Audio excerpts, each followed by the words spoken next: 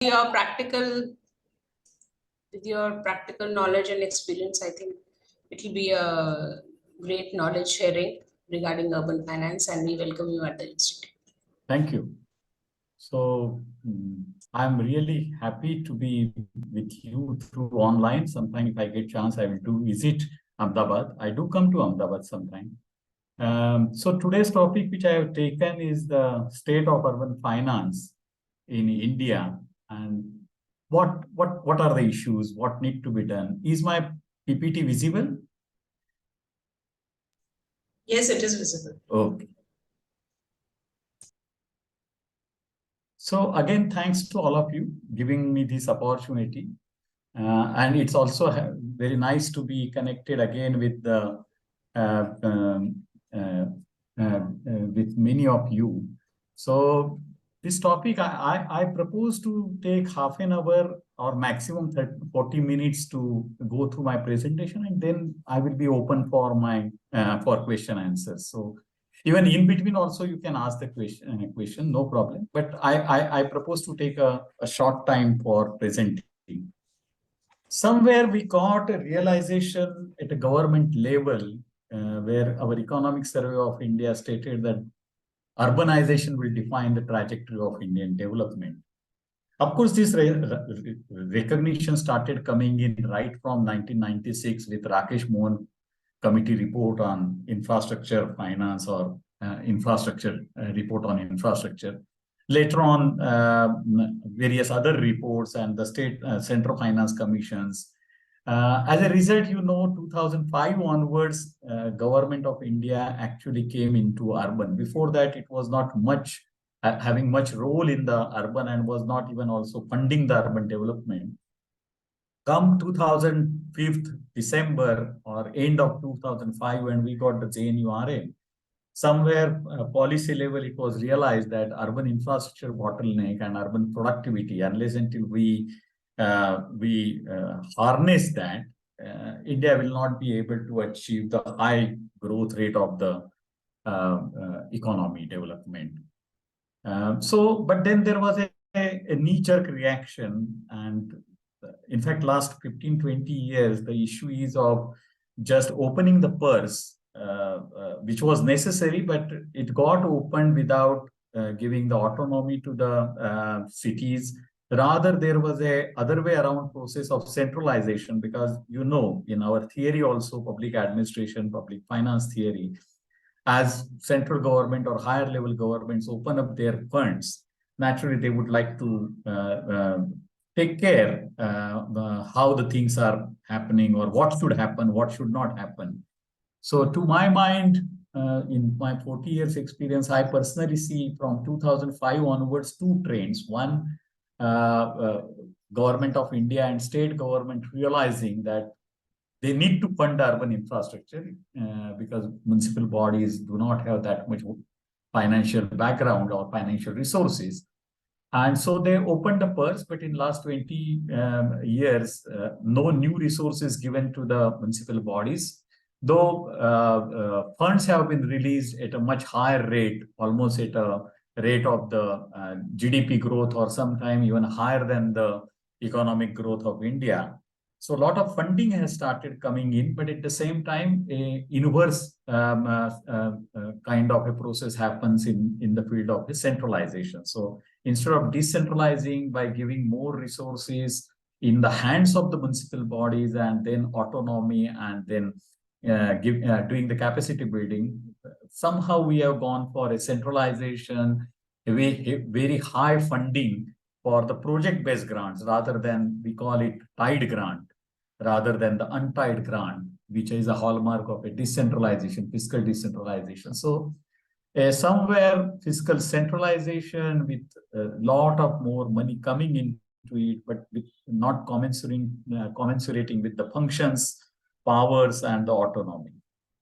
And we see because of that, various issues have come today. And today, India urbanization and urban finance is at a crossroad. So though we are thinking that we will be adding another 400 million people in coming years. Now we don't have 2021 data, but World Bank and other estimates show that we are around 500 million as of today. And we may go up to 800 or 900 million also in next. So Amrutkal, if we take next 25 years, if we are, everybody is talking in that terms. So by 2047, definitely another 350 million people should get added. Whether they will get added will depend on absorption capacity of the cities. When that migration need to happen, it may happen, but how it happens, that's most important.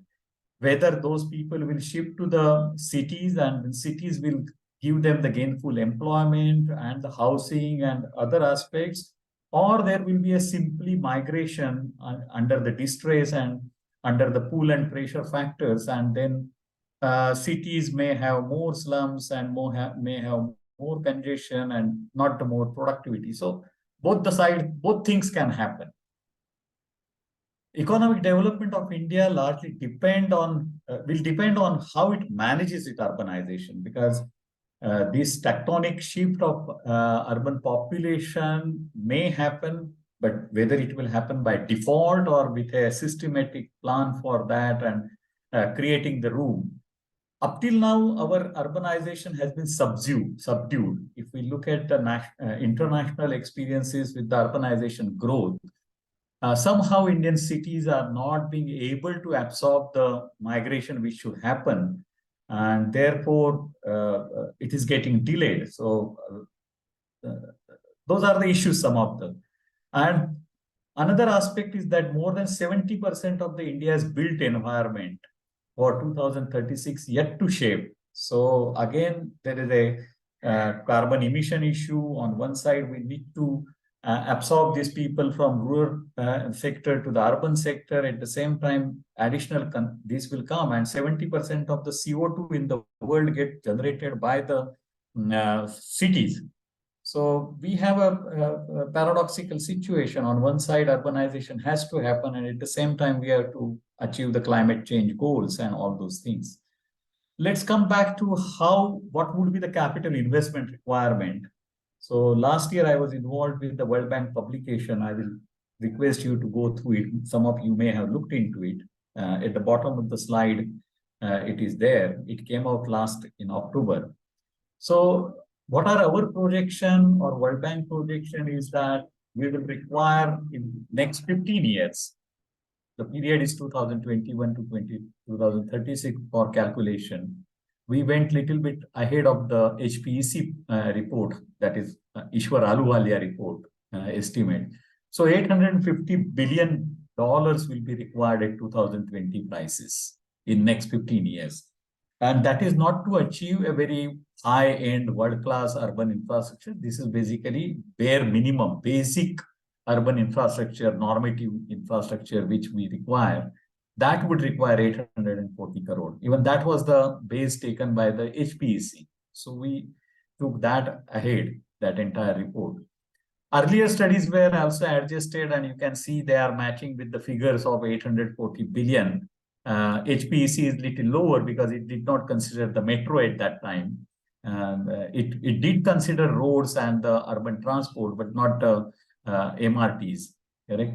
And then McKinsey Global Institute report was also coming around same 797 billion. This would be roughly equivalent of 1.18% of our consolidated GDP. So if we take 15 years total GDP projected and 15 years this amount required, the average figure comes 1.18. By 2036, it can go to the 1.5 or 1.4. But at the moment, we are spending at the 0.7% of the GDP. That is the urban investment we are doing. In per capita term, it would be $108. But simply to put it, it is 5 times that the what kind of level we have as of today per capita. So it's a very daunting task of raising the resources for urbanization. And if that doesn't happen, then the quality of life would go down. This is the minimum investment I said. And within that, again, if we take up the breakup, then 450 billion would be required for the basic municipal services and 300 crore would be required for the mass transit.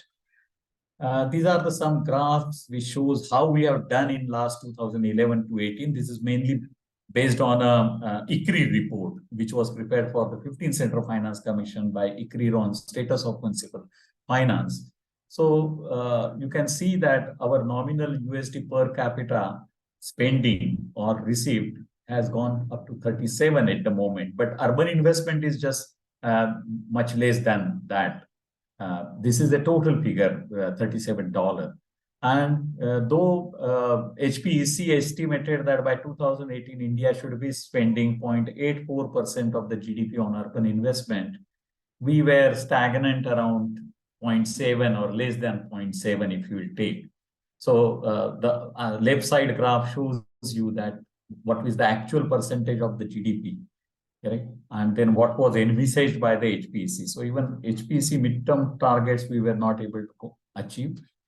How it got financed? So you can see that states have provided, I'm talking of the capital investment.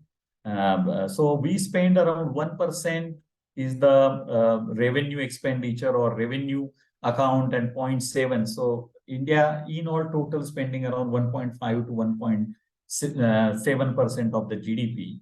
Out of that, 1% is basically revenue expenditure on, and 0.7 is for your capital investment. And capital investment has got funded by states and center overwhelmingly. And as I said, this is all tied grant, project-based grant.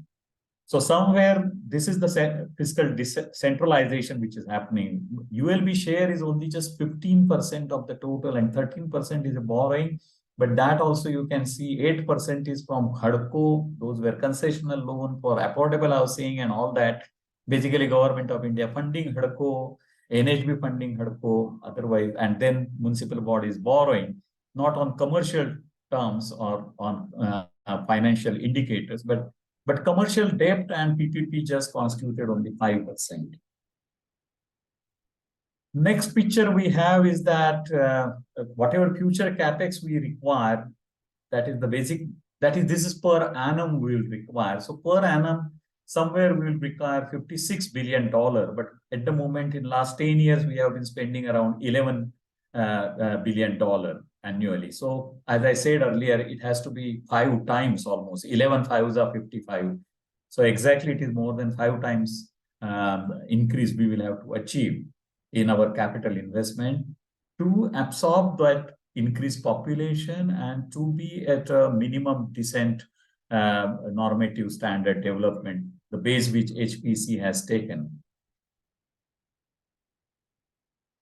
Let's come to where we are. That is what I showed you, is that in next 15 years, how much we have done. I have recently worked with the World Bank to estimate even how much will be the urban investment requirement for up to 2070, but that data I won't be at the moment able to disclose. So this is a 2036, but we did have calculation up to 2070 and also how much it will require for the mitigating the or for climate adaptation or going for a climate neutral urban infrastructure development. But to roughly give you idea, nevertheless, we will require minimum 2% of the GDP to be spent. Ideally, even HPC has said that we should go by 2.5%. So 2% on a capital investment, keeping aside your revenue expenditure, maintenance expenditure like that. So issue is that if you look into ICRI report and before that 12th Central Finance Commission report, I have put together all that data. But in summary, I can say that for last 20 years, our share of municipal finance, that is revenue income and revenue expenditure, is less than 1% or up to 1% of the GDP. So we are stagnant. Even it hasn't increased. We do not have data. It will come when 16th Central Finance Commission report will come, because data availability is very poor, national data. Even very latest report of RBI last year, November 2022, municipal finance in India by RBI, even that has 2017-18 data, and mainly that corroborates the 15th Central Finance Commission findings. So we do not have consolidated data at the national level, which may come if RBI continues to bring out every year now that kind of a report, then probably we'll have some data. But still there is a time lag of 3 to 4 years because of the infirmities at accounting systems in municipal bodies. So you don't have very latest data coming in. And there is no national system of collecting data. Coming back to the point, it's just 1% and it hasn't improved in last 4 years, definitely. And as I said, investment in urban infrastructure is stagnant around 0.6% to 7% of the GDP. And within that, only we are spending 0.4% of the GDP on investment, capital investment, that is the new infrastructure. So this graph represents what I said earlier. And this shows you the capital investment, this. So urban capex is increasing. It is nice CAGR. But then during that time, even economy also increased. So ratio is remaining almost same. Correct. And the base was low, so higher CAGR is there. But this is all data based on, as I said, ICRI report, which anytime you can look into it. This is I did some international comparison. If you look at how other countries are doing across the world, or particularly Europe and UK and these, then you can see EU average of ULB's revenue and expenditure as a percentage of GDP, 11%. We are at 1%.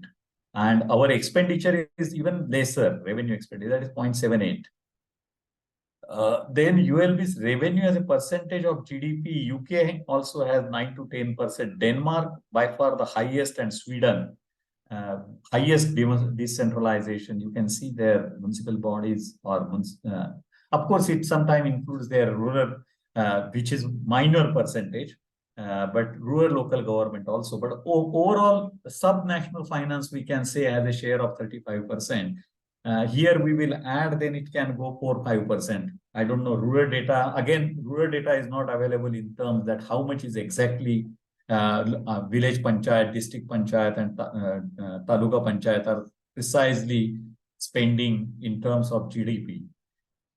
Not expenditure done by the higher level governments directly in these, but how much is the local governments are doing their share. But I personally feel if we go by the 15th Central Finance Commission, the way they have given grant, the ratio is usually 1:3 or 1:4.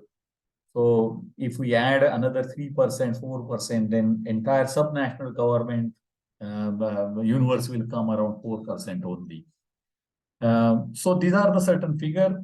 USA also spends more than 8%, almost 9% is the share.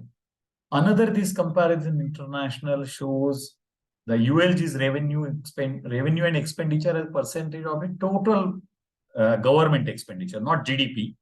But if you take all government together, central government, provincial governments, and local government, then our ratio comes around 3.75. So if we add up all state government's revenue and all the central government revenue and vis-a-vis the local government revenue, then local government share has been just 3%. While you can see other places, again, Denmark, Sweden, highest, 66% is the share of the local government, subnationals. As I said, Denmark and Sweden, the data is not separately for urban and rural, it's total subnational, but still it is so high. And EU average of 28 countries, 24%, UK 25%, Ireland and Greece are among them lowest. So I have selected, so all these four belong to 28, but they are separated, and Canada goes around 12% to and then expenditure 20%, because that much is the grant coming in. So can I just seek one clarity? Yes, sure. So when you say that Denmark and Sweden, I mean, it's tremendous, the kind of expenditure. So that is not confined to only the capital expenditure, but also all the welfare measures, all the social sector spending, everything they must be doing, that is the local bodies are doing. But here also 3.7%. No, this is revenue expenditure, because what is happening, most of the activities are happening at a local level through local bodies. So they That's classify what. that as expenditure at a local level. So the governance And structure is such that Yeah. most of the functions are being get performed by implemented through the, so there is a Yeah. high IGFT also. Intergovernmental fiscal transfer is definitely very high. high. Yes. Correct. But here what it tells that our functional domain of our municipal bodies is narrow. The functional delineation of the municipal bodies is narrow. Though 18 functions are provided in 74th constitutional amendment in 12th schedule, municipal bodies do not have all those 18 functions. Most of them have only 4 5, and many places it is only very few functions. As I said, it's not completely comparison, because therefore I said that even it includes the rural, but when you have 80% the urban country as a whole, then rural will not deviate much. Then this is also shows how much borrowing is happening. Unfortunately, Indian figure is not there, but if we put it, as I said earlier, it is 2% or total 13% of the 1%. So 0.1513% or 0.10%, like Greece or Ireland, we will come there in Indian term. So total debt raised. So as I said, at the moment, 1% is the GDP share of the urban finance in India. And out of that, if we take 13% came from the HUDCO loan and the commercial loan, 11%. So it comes 0.11% of the GDP as the local government debt, it means. As I said, comparable data are not there, particularly India. India doesn't have urban data. Neither national level government has any data, neither it comes every year, nor even state governments come out. Some once in 5 years, some attempt is made at the behest of the Central Finance Commission. They ask NIPFP, or they earlier asked ICRI to put the data together. Again, there are a lot of infirmities when the municipal bodies submit the data. And this whole universe does not include the urban parastatals which provide the data. Therefore, I said no, that municipal finance is 1%, but total, if we take, is a 1.7%. Now, out of 0.7%, only 45% here, the third line you see, is the spending by municipal bodies. So 55% of the total urban investment, capital investment, 55% gets spent by the Bangalore Water Supply Storage Board, or your Karnataka urban water supply and drainage board, Kerala Water Authority, Chennai Metro, Delhi these. So Chennai Water Supply Board, or Hyderabad Metro Water Board. So there are so many urban parastatals. Nowadays we have metro parastatals, metro SPVs, and so all those. So if we look at the entire Indian scenario, the total capital investment happening, then municipal share is only 45%, and 55% investment is happening through the urban parastatals, but we do not have data about urban parastatals. There is no consolidated data available about the urban parastatals. Very rarely that is being looked into. All discussion or some data available is about the municipal bodies. But this, you can see, their space is shrinking. Why it is shrinking? Because most of the municipal bodies lost the octroi. Till Gujarat was having octroi till 2007-8. That has gone in 2007-8. Then very recently, last was the Bombay to lose the octroi. So, so naturally, own source revenue share has gone down. And own source revenue, I will come to the next slide, has been growing at 60% or 50% of our economic growth rate, or compared to the government of India's growth rate. So naturally, their CAGR is lower. And then whatever is the CAGR of the government grant, as I said, both the governments opened up the purse as a solution to finance the urban infrastructure. Naturally, the share of the municipal body, they have gone down. But today only 0.4%, and this data is before GST. After GST, so if my take is that 16th Central Finance Commission data would show that we have gone below 40%. So municipal bodies in all municipal bodies taken together of India would be just around 40% own source revenue, and 60% coming from the higher level government. And this is in revenue terms, I am saying, revenue account. Capital account, it is 85%. You can see here how deceleration of the share happened. Right side graph shows from 2011, and this has continued from 2002. If you go back in 1996, 11th Central Finance Commission report or 12th Central Finance Commission data prepared for that, it was around 63-65% from own sources at that time, because octroi was with the municipal bodies. Now octroi has gone, and with the GST now even entertainment tax and other smaller taxes have gone consumption based. So now it will be less than 0.4. Per se, I am not saying that it should be 80%, 90%. Own source resources should be more. What is most important is the total growth rate and then the utilization of that resources. For a theoretical case, it can be 100% from the national level money coming in, but then there will be other problems when municipal bodies are funded 90% from the national level. There will be other issues. But in all, today we have 40-60. If we look at other 4 BRICS country only, there is a lot of comparison available for other countries also. But I thought these are 4 which are not really highly developed countries. Then you can see that, well, every place municipal body share is less, but China scores higher. Municipal bodies are raising much higher revenue, not like developed countries. But Russia, Brazil has a little bit better. South Africa is there. But you can see South Africa, and they both put together are China, South Africa. They are raising, municipal bodies are raising much more.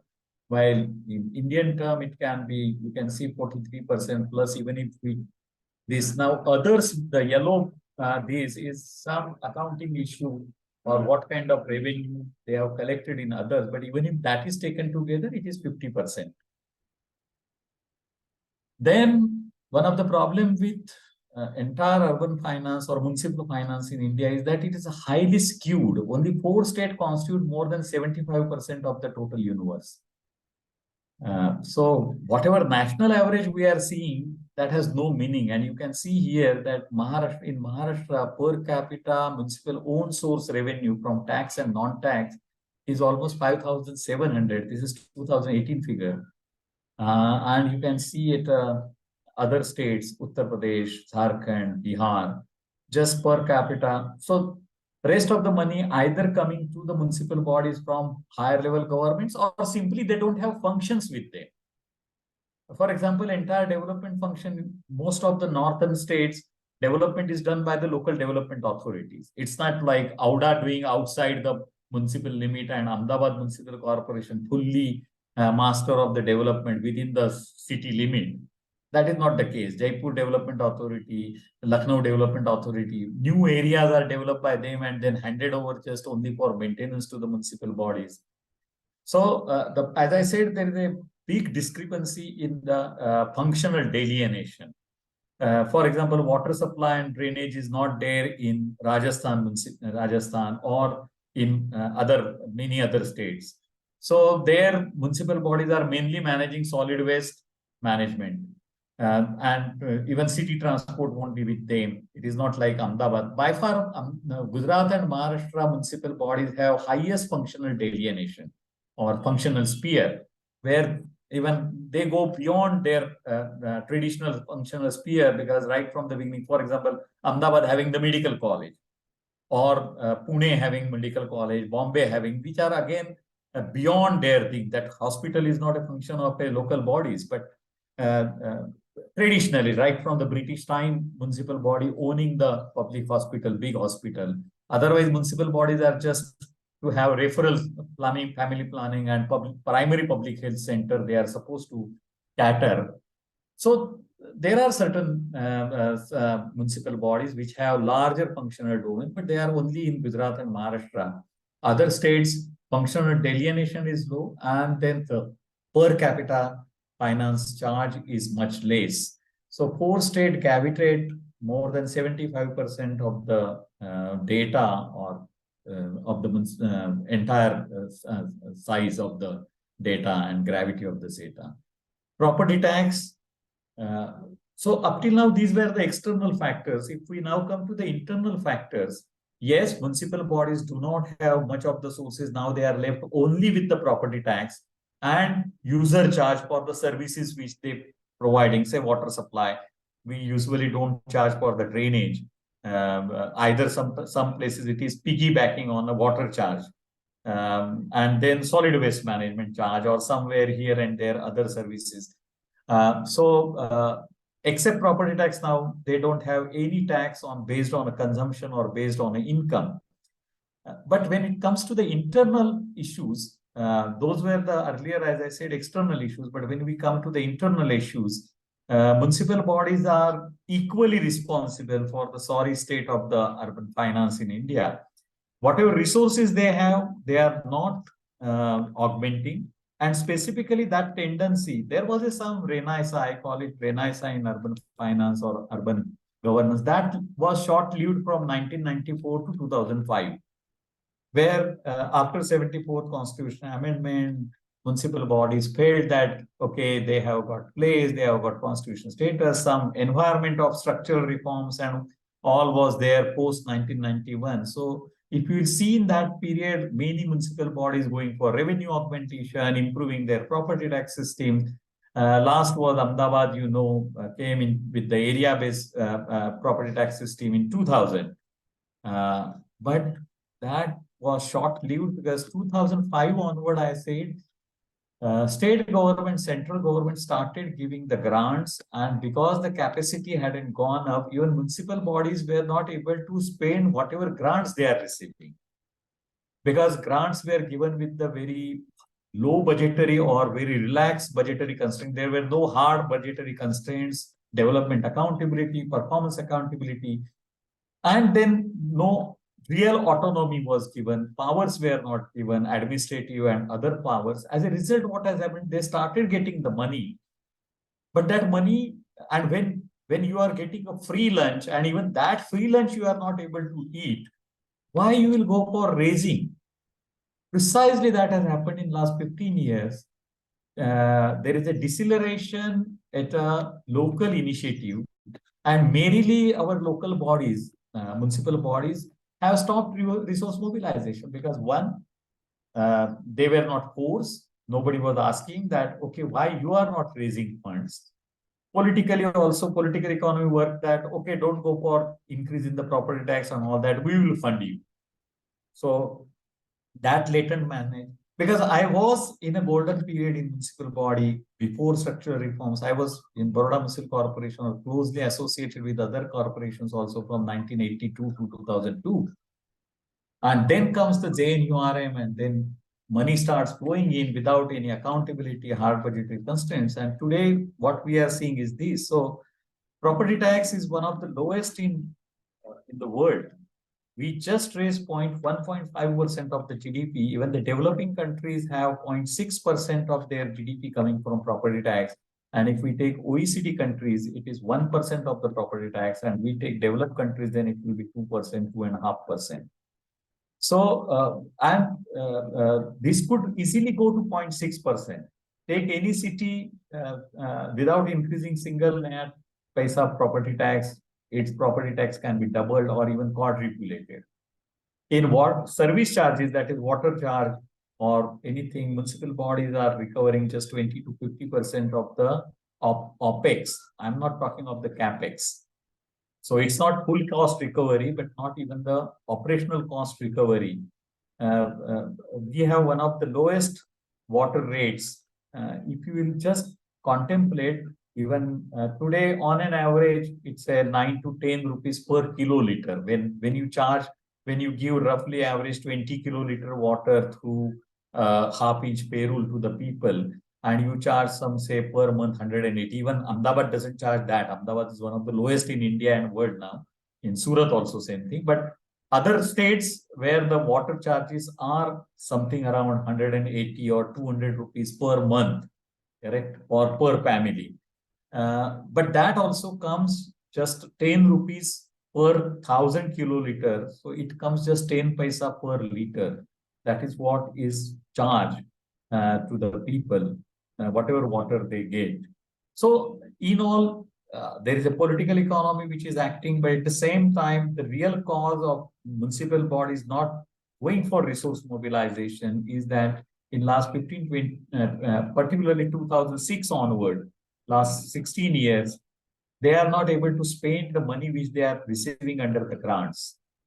I don't want to come into the performance of the Smart City Mission and Amrut, but even if today you will check after extended period also, the total expenditure nationally has reached around 60%, 70%. Same thing happened with the ZNURM.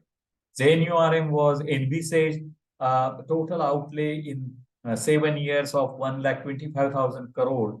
But in 9 years, that is 2005 to 2014, when it was closed, it somewhere reached around just 70%, 60% of the total outlay. Around 70,000 crore got spent in those 9 years against the 1,25,000 crore outlay envisaged.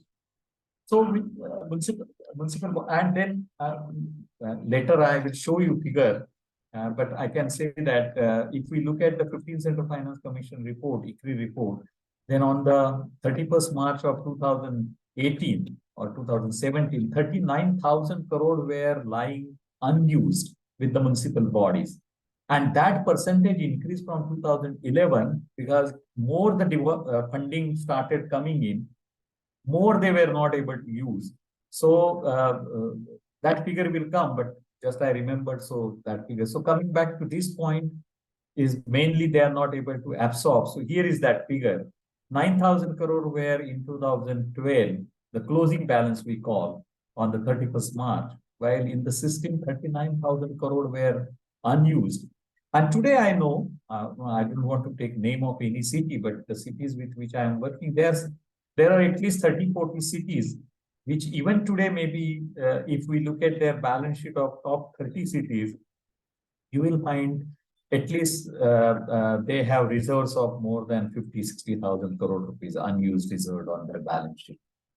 Just for interest, you can look at Ahmedabad, because you are in Ahmedabad, just take a Ahmedabad balance sheet and you will find that there will be thousands of crore rupees not utilized. So that is a capital absorption capacity, what I say is most important. Giving the money is not sufficient. You need project management capacity, project preparation capacity. You need the capacity to, it is like our digestive system. Eating more food won't help your body, or it will not benefit your body, but may rather create a digestion problem, and you may have diarrhea kind of a situation. So I call it that what last 15, 16 years, Indian urban system or municipal system is going through is a diarrhea. It is getting more funds, but because digestive system was not upgraded, by digestive system, I mean all the systems of project planning, management, capital investment planning, accounting system, financial management system, HR systems. Top of that, autonomy, powers.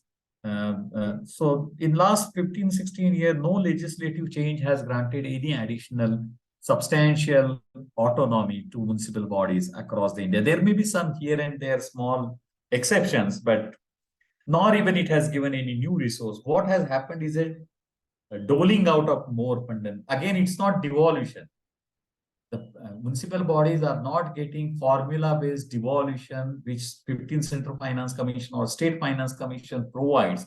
It's not the way states get 42% from the central 1 rupee earn as per the 14th Central Finance Commission award or 15th Central Finance Commission. So do not confuse more money coming to the local bodies is a devolution, untied, right-based devolution, formula-based devolution. No, it's a grant. It's a project-based tied grant. That is kind of a this situation has come. GST, we missed the bus. We should have included a percentage share. It could have been just 1% should have been shared with the local bodies. 2-3 people raised that issue. I remember 13th Central Finance Commission Chairman Kirkar and my friend Professor Abhay Pethe writing on it. that there should be, but nobody raised it, and constitutional amendment has happened. So municipal bodies have now been completely robbed away of any consumption-based taxes. So they lack now inherent buoyancy in their resources.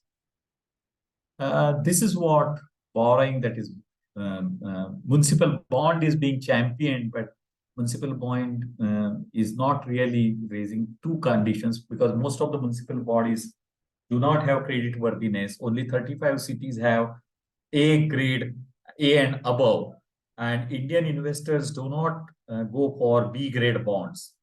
In fact, no municipal body has been able to conduct a bond which has less than AA minus, because Indian investors don't go less than AA, and only 35 cities have A minus and above. Even for raising all these bonds, they had to do the credit enhancement measures, and then they achieved some AA plus or AA minus and have structured the bond. And you can see, in fact, one of our estimate is that top 20 cities can borrow 70,000 crore from the market if we take into balance sheet strength into account. But they have borrowed peanuts, and even that is second grade cities have borrowed peanuts. Not the Bombay. Bombay hasn't raised any municipal bond, and that is because very recently, after 2017, Government of India has given a grant of 13 crore rupees one time for 100 crore, maximum to 26 crore, and you can see every city has raised only 200 crore. So municipal bodies are not borrowing, municipal bodies are not leveraging, municipal bodies are not raising their own resource mobilization. PPP is not happening at a municipal level, because municipal level or urban level PPPs would require different kind of entrepreneurs. L&T and all those who are in a big infrastructure PPP, they don't come for urban infrastructure. And those which are the smaller contractors and all that, what kind of quality is being rendered at the local level. And also that kind of a capacity, because entering into PPP requires again a mindset and a capacity, professionalism at the local body level.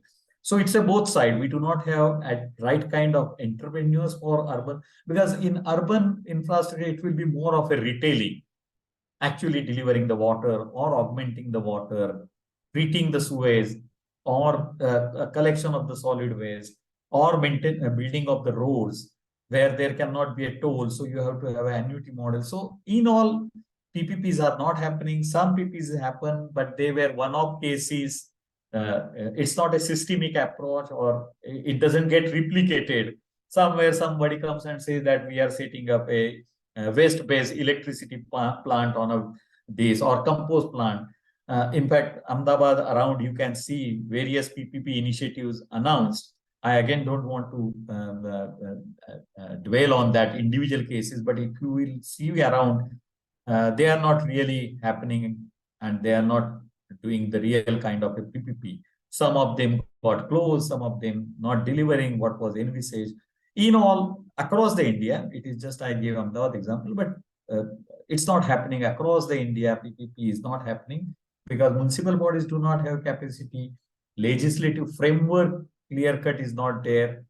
Then nowadays, in last 4-5 years, we are talking a lot about land value capture, premium FSI, transferable development rights, creating the impact zone, correct?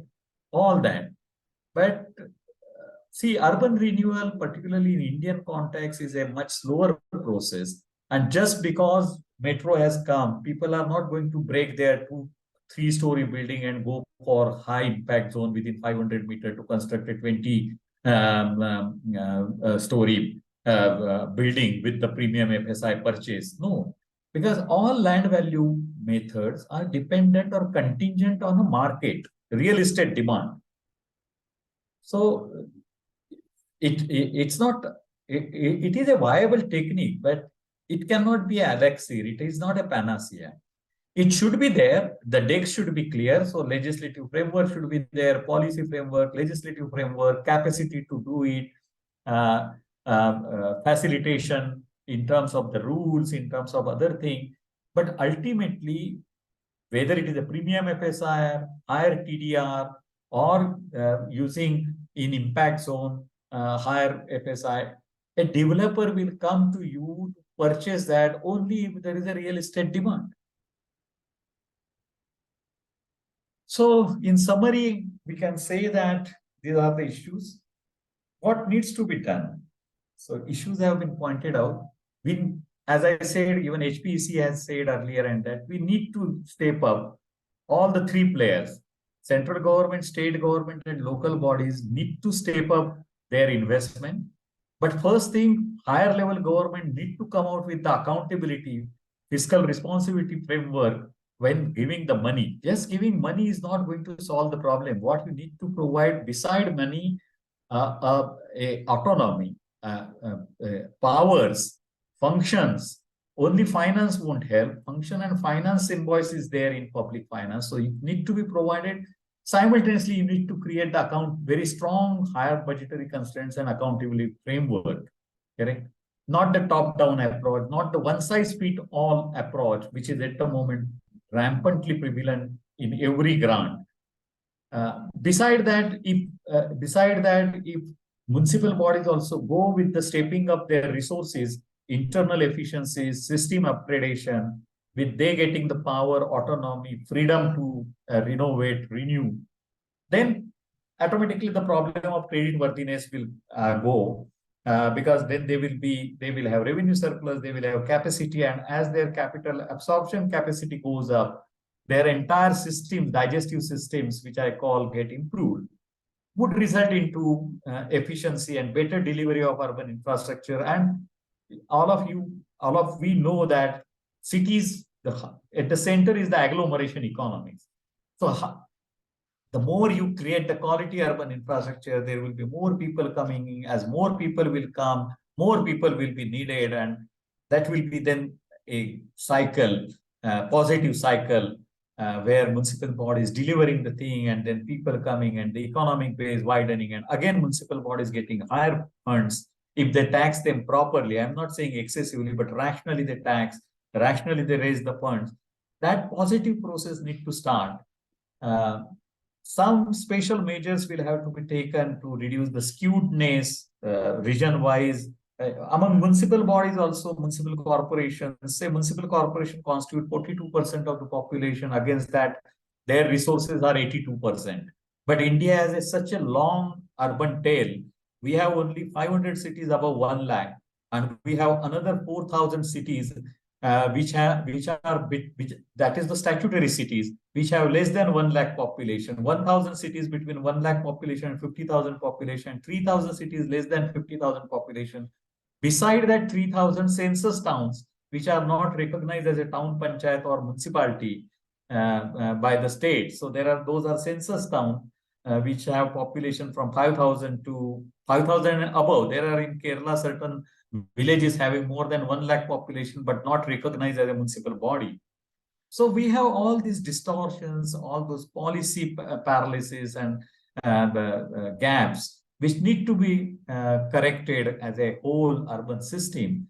Then need to create a very high, strong incentive base for municipal bodies to raise the funds.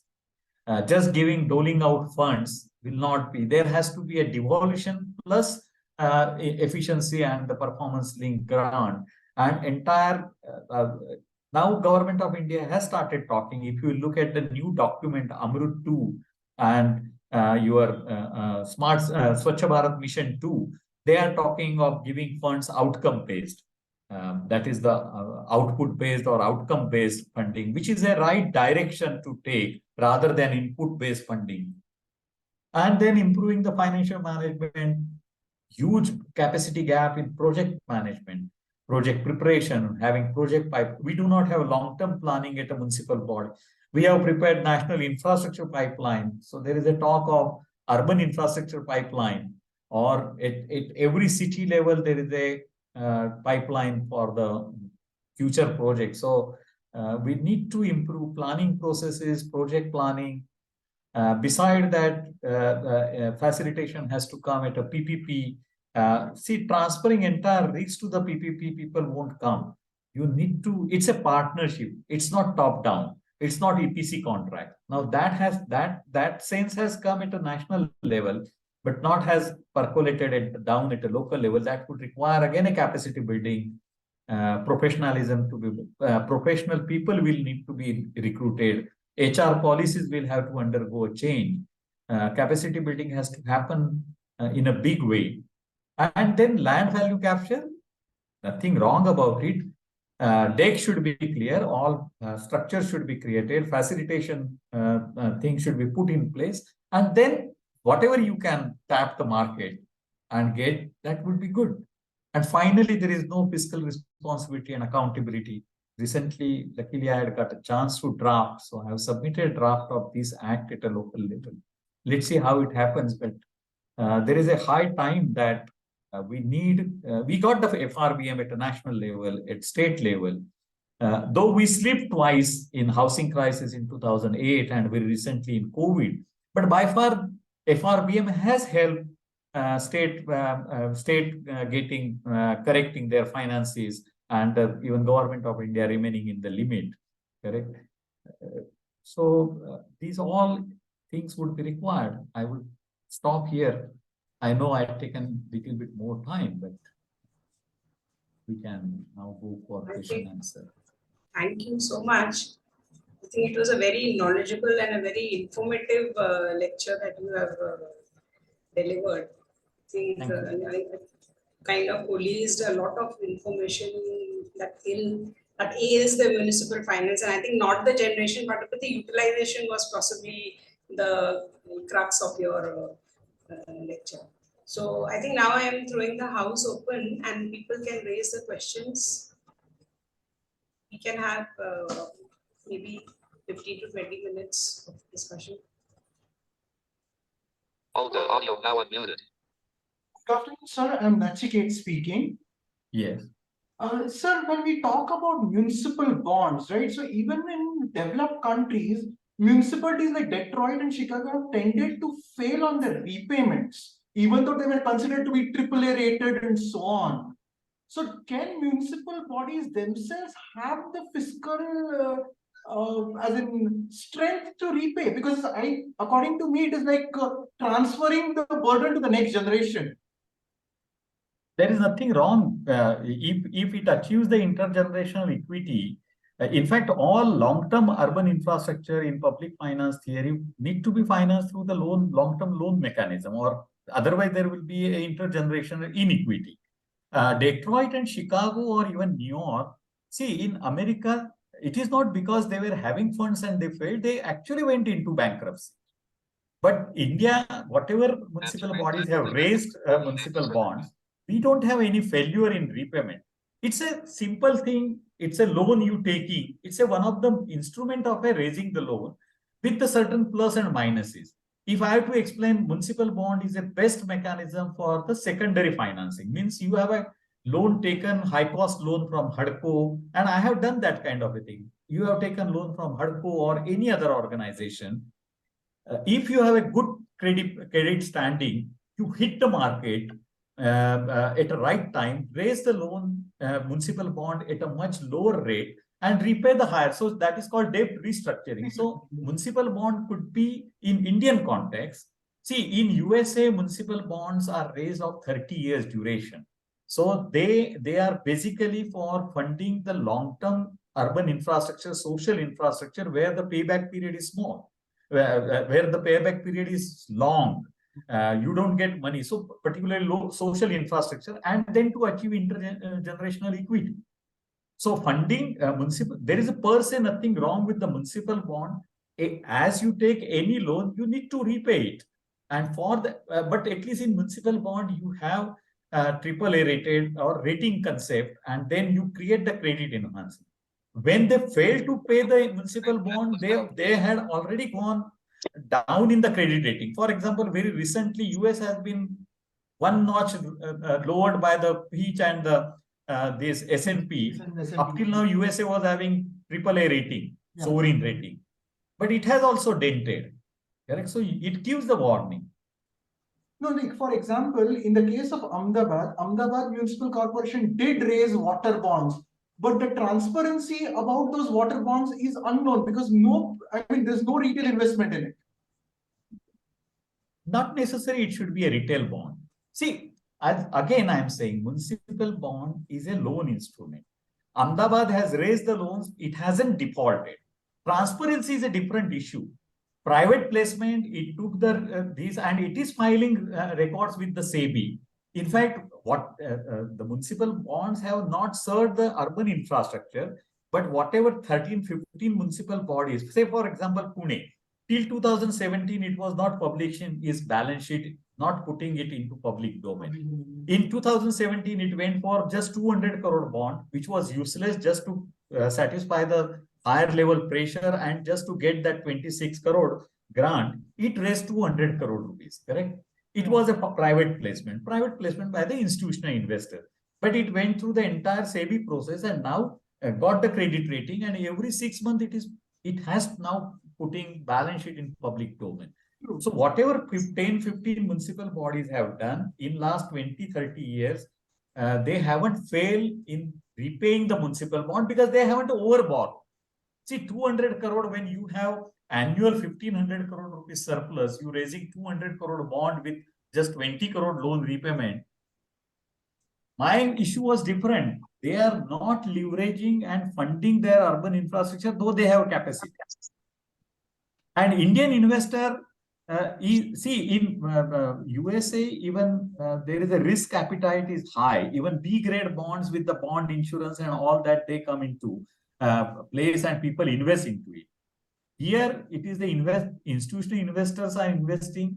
So it's not necessary that bond need to be a retail bond, correct? And where the common people will be investing. No, not necessary. So long as Ahmedabad or any municipal body is raising bond and servicing it, and these bonds are 5 years, 10 years. It's not long-term bonds because again, our debt market is not developed. Indian investors are highly risk averse. As I said, AA rated or above only investment is happening. If you don't have credit rating above AA, you are not able to raise the bond in India.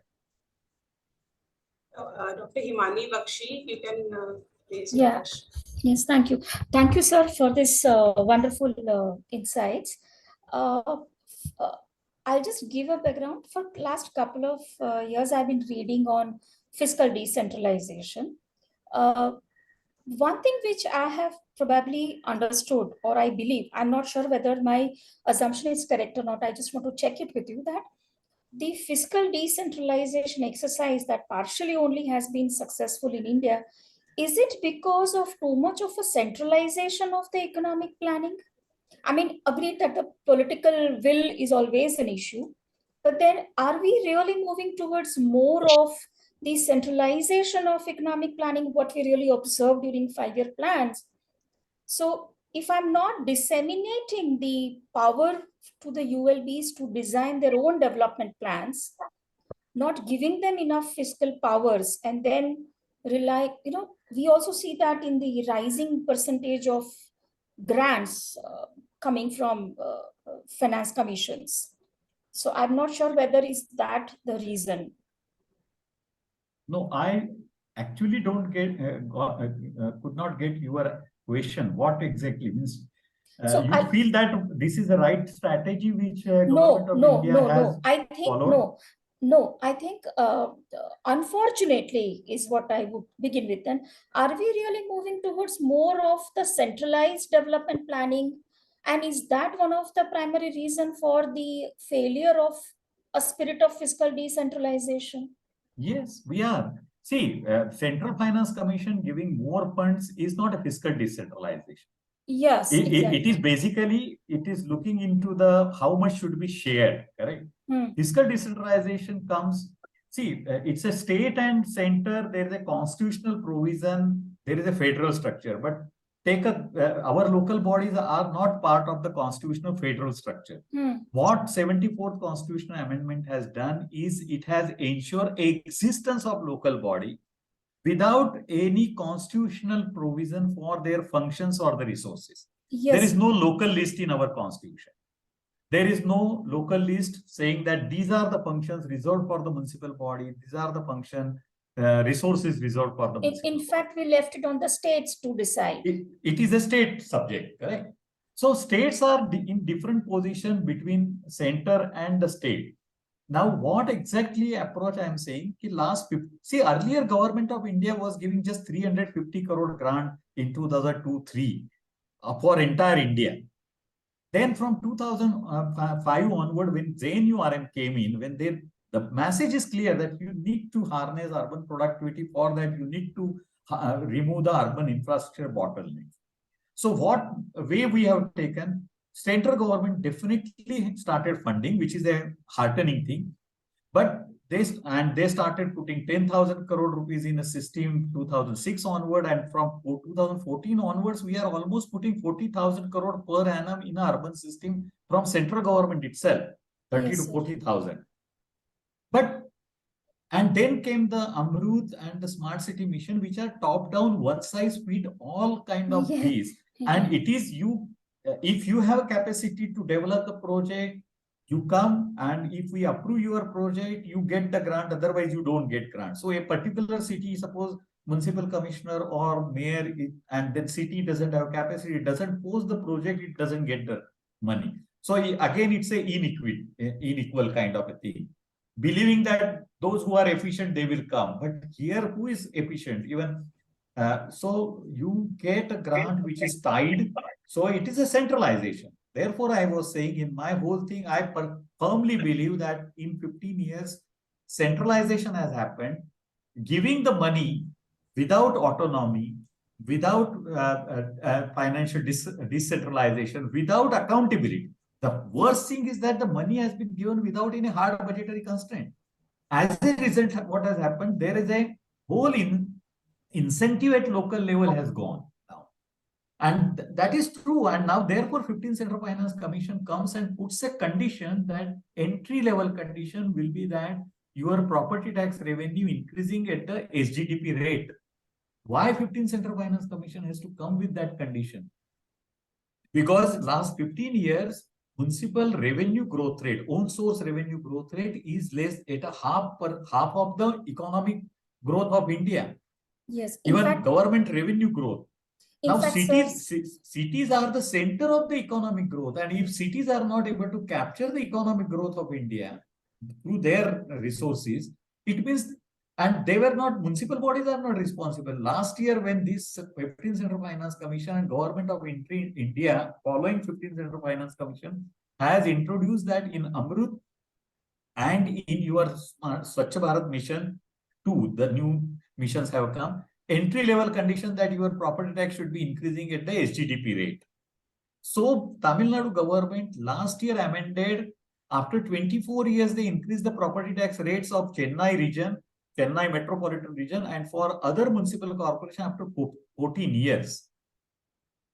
So it was the state responsible, not the local body, because local body, the state government, even today in Karnataka, in Kerala, we are accustomed with the Gujarat and Maharashtra, where municipal bodies have powers to, within the bandwidth, to increase the property tax rates. And like Ahmedabad, even Ahmedabad did it after 9 years this year. Small increase they have done in the property tax is after 7 to 8 years, when they have reached on the brink of revenue deficit. Yes, sir. In fact, some of the years, the property tax rate has gone by least around only 3%, which is even less than the inflation. So when you don't allow municipal bodies to increase water charge, you don't allow. So both are responsible, but mainly it is the higher level government just giving the money without accountability and without autonomy that has created this problem. Okay. Thanks a lot, sir.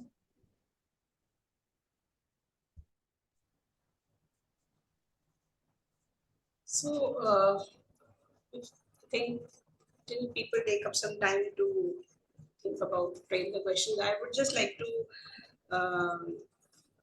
also, in continuation to the last observation, is the lack of metropolitan development planning a reason for why there is so much of emphasis now on only project-based grants? Like what you said, that if somebody efficient is there, he would be designing a project and then probably that is happening. But why we are not thinking in a systemic manner about what are the future infrastructure and requirement of a growing metropolitan region, and accordingly also make a plan for financial resources too. So that is one thing that, and which is again tied to the lack of capacities at the state and the ULB level. So is that is the reason? And then what is the government's role in increasing the ability of the ULBs to enhance their finances? Now, what the GST has replaced Octroi and all those things. So whether there is a concerted manner in which the state governments and the urban local bodies are being allowed to think of raising the resources. So this is one set of observation. And the other thing was that now a lot of people are talking, in fact, even overseas, people are mentioning about the Bhubaneswar and the Odisha kind of experience, how they are in fact are doing a great job of making facilities, including water supply, available to its residents, which possibly not even the big cities have been able to do it. So what are the lessons to be learned for the other cities? I mean, is what you have mentioned in the course of your lecture, the concerns regarding autonomy, administrative acumen and capacities at the state level, and the powers, administrative powers to run the cities and manage the cities better. The sources of funds, whether some other kind of diversification in terms of getting recourse to that has happened, or the legislative frameworks have happened. So what is how, because everybody's talking about that Odisha and Bhubaneswar experience, and then other state governments are also sending their people to get training and all. So and the other thing is that there is nowhere that there is a comprehensive capacity building exercise being done for the urban local bodies anywhere. I mean, I am not aware of any kind of a institution or a body or a board which is taking care of that in a concerted manner. And when you from the papers coming out of CPR and others also, you keep on reading that the problem with India, as we see it and as our outside people, World Bank and all, see that India singularly lacks in capacities. So what is being done and what should be done to sort of address this issue? See, even though I am saying that they should be given autonomy, overnight it cannot be done. What really is required is that slowly and gradually this composition should change. As I said today, capital investment is getting funded 85% by the central and state grants. Correct? But those grants are coming as an input rather than outcome based. So at the moment, even if they don't change, say giving the grant, but if you look at the Amrut 2 document and Swachh Bharat Mission document, somewhere there, Government of India has at least started saying that it should be outcome based. The funds should be given outcome based rather than project based. Correct? What outcome you will achieve, and for that I will fund. And then for achieve that, you need a capacity and you need autonomy. Only autonomy won't help, because you need to improve capacity. You need to do the professionalization of the municipal bodies. So simple recruitment powers are not there. Correct? What Keshav Verma did 25 years back in Ahmedabad recruiting MBA. Correct? So even that kind of a thing is not there with the municipal bodies. So professionalization, capacity building is one aspect. Slowly and gradually going for a fiscal decentralization, in a sense that I'm not saying give a new resource in the hand of at the moment, but go, instead of grants, go for devolution. And then link that devolution and other incentive grant structure with the own source revenue improvement and outcome based that grant, and it should come with the accountability. See, master mare nahi banave nahi in Gujarati we say, that's a worse kind of a model. You just simply can't give the money without the powers and without the accountability. If you look at entire these European countries, we saw very high level of the spending at a local body level or there. So there is a high level of a political, financial, and that kind of a decentralization. But at the same time, there are very high norms about the financial accountability.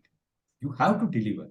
Today, even they are not monitored by the higher level government about their performance. Nobody is asking why you haven't achieved. Correct? Take any city. We, as I said, our top 20 cities can become world-class cities, provided these 5 things are given. Their planning is improved, metropolitan planning, their capacity, management capacity in all terms, project management, general management, and financial management. Then their capacity to, changing the devolution system instead of just doling out the fund under the project-based grants, having a better balance of devolution at the same time capital-based grant, but not the one-size-fit-all. I haven't gone into smart city mission, giving 1,000 crore, 500 crore to Pune, which has a budget of 5,000 crore, and giving 1,000 crore smart city mission grant to Dharamshala, which has a 50,000 population. We are creating distortions. It has happened. If you will read my writing on the smart city mission or my lecture in public domain on public, I have given example that when you come with that, central government will give 500 crore and state government will give 250 crore and city will have to put into it 250 crore. That is the smart city mission original structure. Then because when you look at out of 100 cities, 72 cities were not having capacity to put their own 250 crore. What happened, not to lose 500 crore of a city, central government, state government bailed out and put the 500 crore, another 250 crore from their pocket. So cities got 1,000 crore. Now, Pune or Ahmedabad has annual 1,500 crore rupees revenue surplus, that is revenue income minus revenue expenditure, and you giving them 100 crore under smart city mission, it does nothing. But when a city like Dharamshala has only 12 crore budget, out of that 3 crore own revenue, 9 crore government grant to run the show, and not even 50 lakh rupees revenue surplus against the 1,500 crore, and you give them the 1,000 crore to the 50,000 population and to the 50 lakh population. This is distortion of top-down approach, of project-based approach. And where municipal bodies do not have any leeway, somebody decided in the Delhi that this will be smart city mission. True.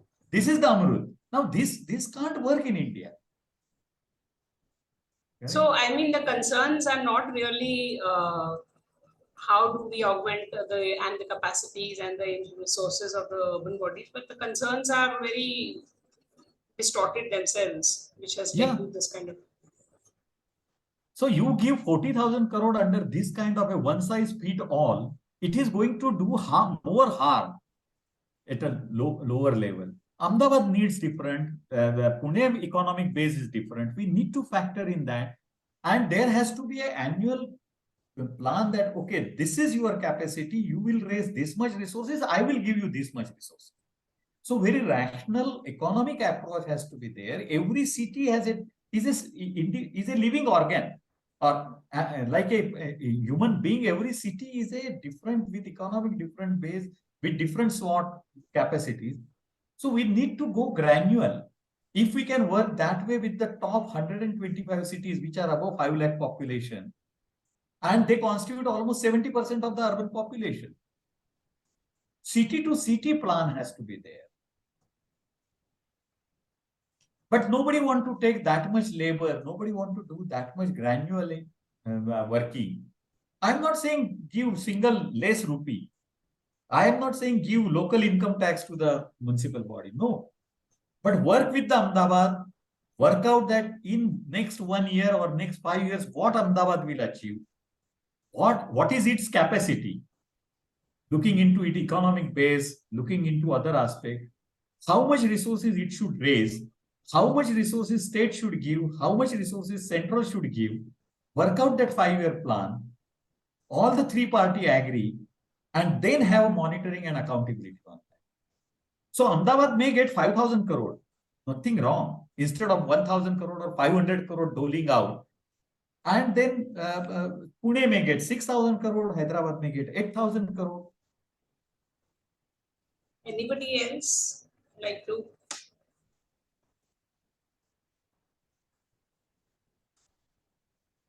Forums? Acha, Subrata. Dr. Yeah, Datta.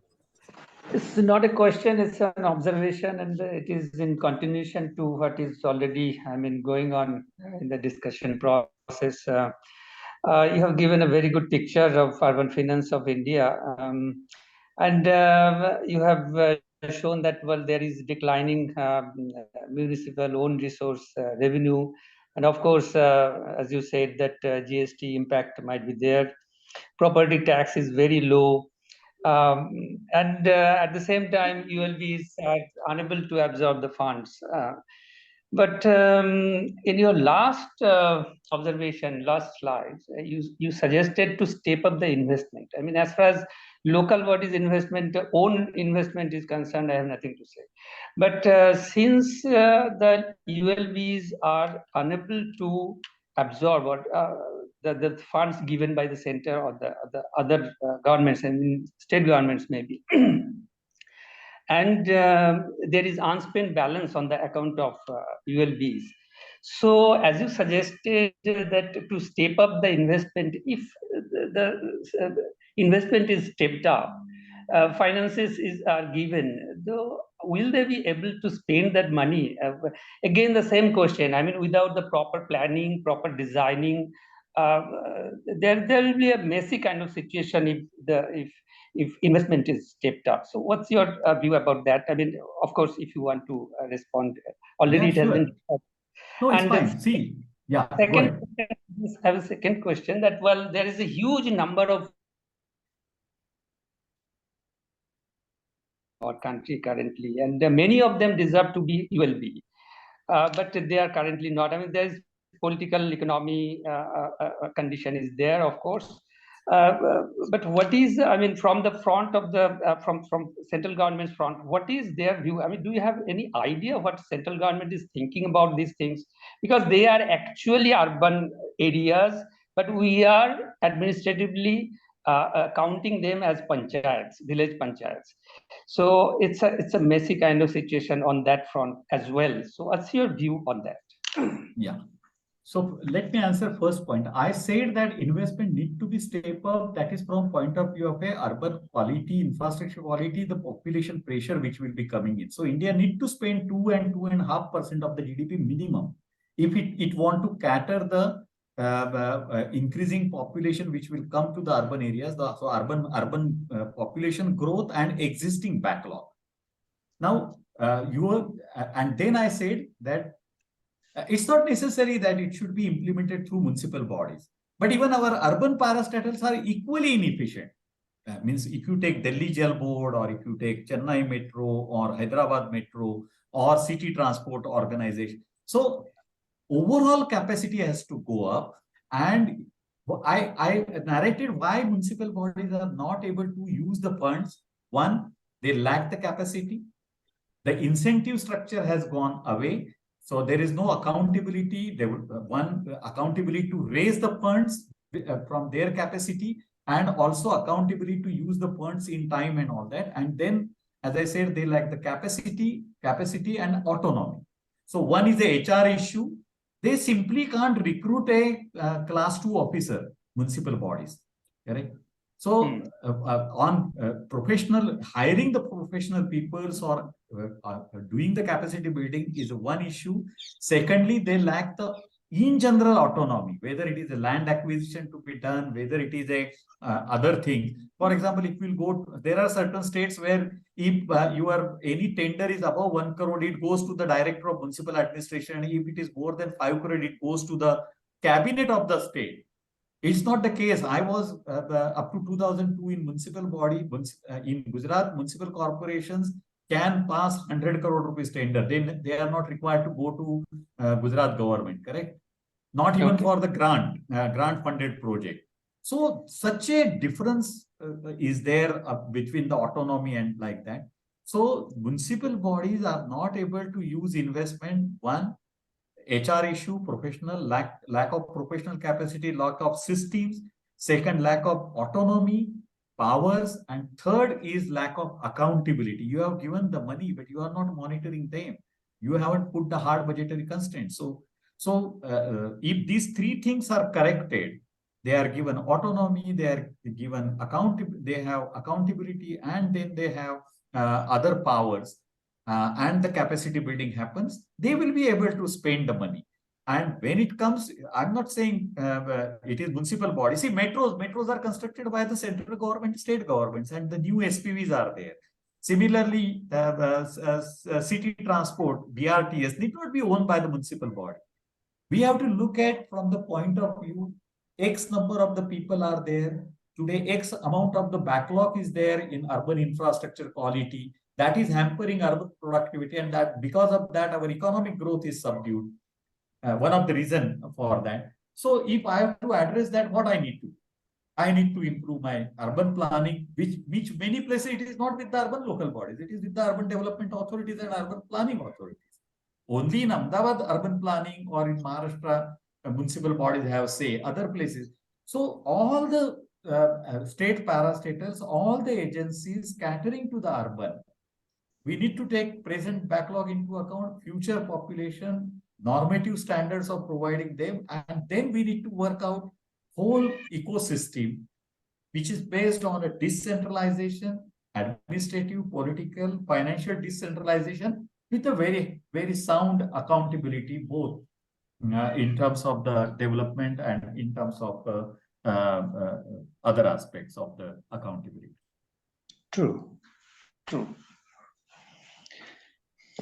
So anybody else, I think we can just take another last question and then. I had another question. I mean, I asked, but I think you forgot to answer. Regarding what was that second one? Yes, sorry.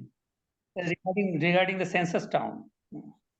Census town. If you remember, 14th Central Finance Commission, in fact, provided the grant for that and said that if census towns are not done, then those states will get less money. We do not have any rule whereby a state government, it's not central government, it's a state government subject to, there is no condition on state government when state governments have been encouraged to give the local body stature to the census town. It's yes, up to the state 14th Central Finance Commission came out that kind of thing. Even central government is doing, but central government can only incentivize state governments, correct, to convert them into statutory towns. So 14th Finance Commission had specifically came out with the grant. And if you see those 5 years number went up also. Correct? I think till 2016-17, a lot of them had been recognized as statutory. But again, for 15th Central Finance Commission removed that incentive. But central government is pushing, but it's a more of a political issue. Correct? See, there is a perverse incentive to remain as a rural. In fact, village panchayat sarpanch has theoretically more power than the mayor. And there are more grants in rural than the urban. So it is basically state government reluctance to convert those census towns from rural to the urban, because they will lose then the grant of Central Finance Commission. And I that's the real reason. The people also want to remain as rural, because more there are a lot people, of rural development schemes and all. Which but more than people, it is the state government which will lose the much of the grant. Exactly. If they convert rural areas into urban. I saw a paper in EPW that someone has conducted a survey in Singur area in West Bengal, and common people said that, well, we do not want it to be municipal body because we have to pay more taxes. No. Yeah, we did a study for Gujarat census towns, and the same reluctance was shown by. They have paved roads and they have every possible amenities, yet they say that we are happy as yeah, that is the. Vachaspati, would you like to ask something? Otherwise, we may forum summarize. So I think, sir, it was a very good exposition and we have really gained a lot. The very few discussions we are having now on this issue, and somehow it is taking a back seat in our public policy and public finance discourse nowadays. Whereas it is very important because everybody is extrapolating how much urban population is going to be 20 years hence in India. So I think to that extent, it was a very useful lecture, sir, that you have given us, and we're very happy to have you here. And I hope we will continue to have this kind of a dialogue with the institute. And as you had mentioned at the outset, we would really like it if you can come down to the institute and we can have some common areas of work and you can. Sure, sure. So I think now forum would like to propose a formal thanks motion. Okay, I'm thankful to Professor Niti Mehta for moderating the whole session and very nicely, actively and nicely managing the things. So I'm thankful to Dr. Ravikant Joshi for providing an overall outline about how this, starting from the central level to the state level and what are the issues of local level and various aspects of I've written down 2-3 pages, but various aspects of local, especially urban local bodies has been covered, and they also provide the international comparison that how the things are, whether you're talking about the BRICS country or whether you're talking about the European countries. So that gives a overall idea that how the other countries are seeing their resources of local level, how they are utilizing it, what are their issues, and what are these issues we as an Indian local bodies are facing. So a lot of aspect has been covered, and obviously it also help us to understand the things, as well as it also help us to explore more in terms of question which you have answered very nicely and deeply. So I'm really thankful to you, sir. It's always been a pleasure to listen to you and having a discussion with you today. I've not participated because a lot of question has been asked by them and I was just listening to them. So I'm really thankful to you, and I'm sure we'll have you again with some more depth discussion about the urban finance or relevant topic. Thank you. Sure. Thank you. Thank Thank to you so you, much. your organization and director for giving me this opportunity. And I assure, ask me anytime, I will be available for discussion we'll or love to anything. have you, sir. Sure. Thank you. Thank you, sir. All the Thanks to best. all the participants. Yes. Yeah.